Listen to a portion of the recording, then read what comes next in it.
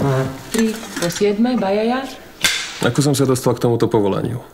Otec chcel, aby som vládol, ale ja radšej švíham mečom.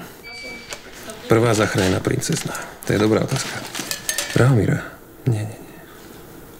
Možno Svetlana? Draci sú veľmi inteligentné bytosti. Dá sa s nimi rozprávať, ale nie veľmi dlho. Anna? Nie, Hanna.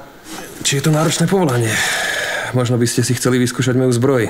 Potom by ste si odpovedali sami. Je to náročné na fyzičku. Je to náročné časovo.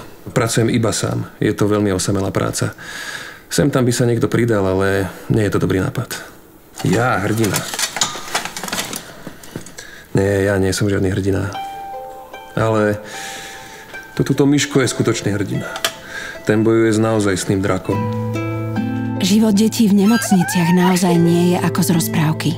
Prispejte aj vy na klaunské večerničky pre všetkých malých hrdinov. www.červenynos.sk. Ďakujeme.